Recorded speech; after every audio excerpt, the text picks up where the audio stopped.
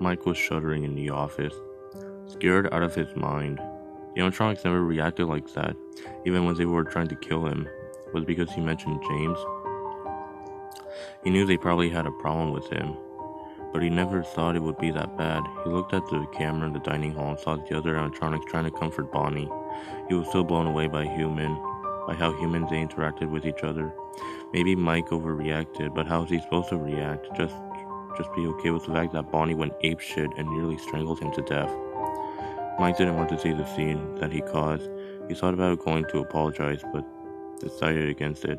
What was he supposed to say? He began pacing around, mentally beating himself up over what he did. That was until he heard a giggle that was all too familiar. Mike slowly turned his head towards the sound, and sure enough, Golden Freddy sat there, slumped over in his usual position on the security office desk. Mike began to panic even more. The tablet was on his desk, and he couldn't get to it. How was he supposed to get rid of Freddy? He began looking around frantically until Golden did something he never did before. The bear got up. Mike freaked out. Golden had never gone up before. He wasn't supposed to be able to get up. Golden began walking towards him slowly. He looked for any weapon and found nothing. All he could do was watch as Golden reached out his hand on Mike's forehead, making him black out.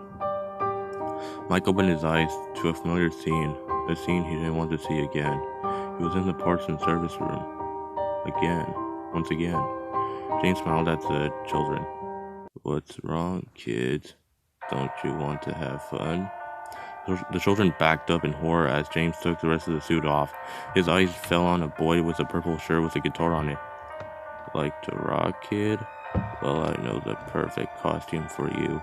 He grabbed the boy forcibly and tore off Bonnie's wizard head. He picked the boy up and sat his legs at the base of the suit's neck, began to shove. Mike could only watch with a horrified expression as he heard the boy scream in agony. All he could hear was the bones snapping, and as James kept pushing him inside, the boy was screaming for him to stop as his arms and then his chest were shoved into the suit. The boy whimpered, "Mommy," and he fell silent. James put Bonnie's head over the boy, twisting it until it was in place. Blood seeped through every loose seam in the suit, covering the floor. James looked at the blood covering him and smiled. He wanted to see more. He wanted to give them a new life. He turned his head over to the girl who was desperately trying to open the door. The three other boys only stood there in horror. "You're quite eager to leave, little girl. But the fun isn't over yet." He began laughing as he dragged her over to Chica, despite her screaming and struggling. He did the same thing he had done to the boy. The boy, dressed in pirate garb, whimpered with fear, catching the attention of James. Now, pirates aren't afraid of anything, not even death." James began dragging him over to Foxy until the brown-haired boy leaped on James' back. James was taken aback by this, but quickly threw the boy off him and instead shoved another child into Foxy. He turned to the brown-haired boy. "You got the spunk of a leader, kid. So how about you lead the band, huh?" Despite the boy's weak protest, he soon joined the other's fate. James' eyes then fell on the remaining blonde-haired boy.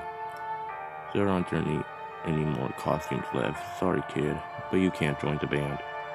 Unless..." His eyes turned to the Golden Freddy suit. Before the boy could react, James snapped his neck and placed his corpse inside the suit. He lined them up on the back of the wall and began laughing.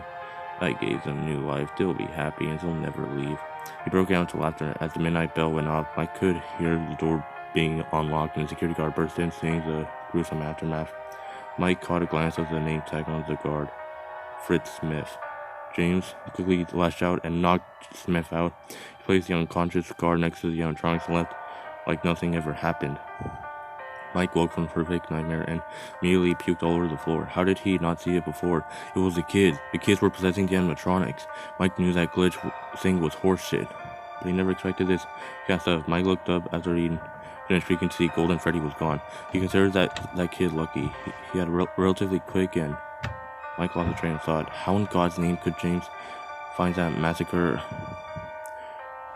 he made amusing? He knew that guy was seriously messed up, but now he knew the true extent of his madness. Mike stared at the camera tablet to see that Bonnie was looking a bit better.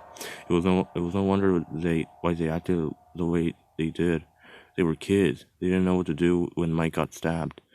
Bonnie reacted harshly, all because they were children. They were angry with James, and they could only lash out. Hell, he would be pissed too if he was shoved into a suit like that. Mike looked at the closed door of the office. He had to fix things. He got up when the phone began to ring. It was his mother. He answered and said, "Hey Mom, what's up?" But he was quickly interrupted by a voice that literally made his blood turn to ice. "Guess again, Mikey." Mike was frozen in terror. How did he have his mother's phone? What did he do to her? Mike heard James chuckle. "Don't worry, Schmidt. She's fine. I'm just helping her bring groceries in. She looked like she needed help." Mike couldn't say anything. He was too terrified that he would say something that would set James off and made him hurt his mom. James continued, obviously making sure Mike's mother was out of earshot. "Listen here, Schmidt. No one you care about is safe from me. So you better show me some respect and decency. The next time we meet, or one of them might end up in a grave.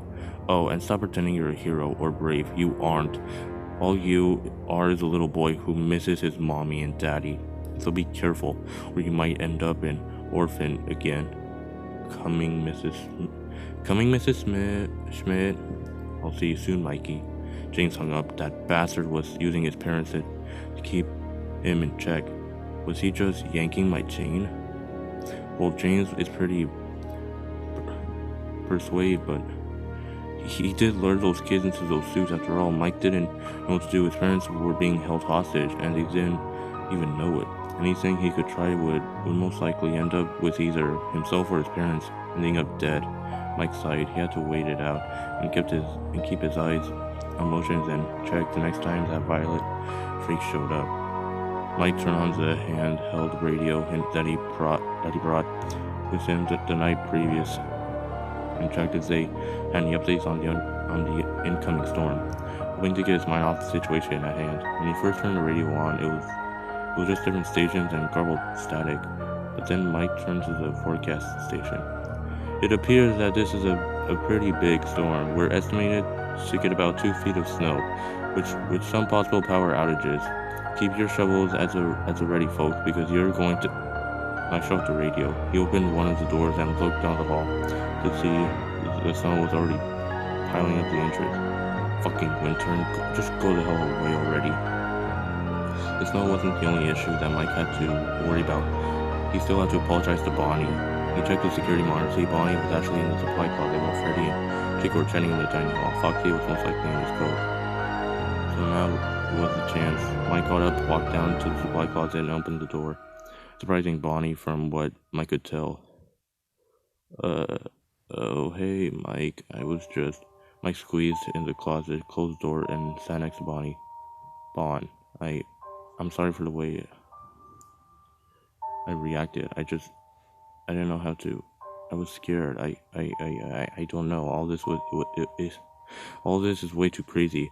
One moment you guys are trying to kill me, the next you're my friends. That purple motherfucker is stranding me and people I care about. I don't know what to do. My life is falling apart, as it damn seems, and I can't stop it. You guys were kids. You shouldn't have died. Mike realized too late. He had let it slip out, but he didn't care. Bonnie could only stare as the man broke down. That is until Bonnie did something. He hugged him. This caught Mike completely off guard. If anyone should be apologizing, Mike, it's me. I shouldn't have done what I did. I could have killed you. I might have if Freddy didn't step in. Look, let's just try to pull all this behind us, alright? No point in holding on to the past, especially ours. Mike nodded. It was time to let go of the past. Maybe he should move on from his. He tried, but it was like every other time in his life. He would be close to finally moving on, but someone just kept bringing it back after struggling to get out of the closet. The two made their way to the dining hall, entering as soon as Freddy and Chica finished up their chat. Michael, I trust you and Bonnie made up, Freddy said cheerily. He knows, Fred, Bonnie replied flatly. Freddy looked over at Mike for confirmation, at which Mike simply nodded. Oh, I see. Well, I hope this doesn't affect how you see us. I can clearly understand if it does. Mike shook his head. No, not at all. It's just odd is all. I don't mean to be insensitive, but what were you guys' names? Freddy looked down in sadness. We can't remember our names. We can't even remember our parents. All I remember is the pain.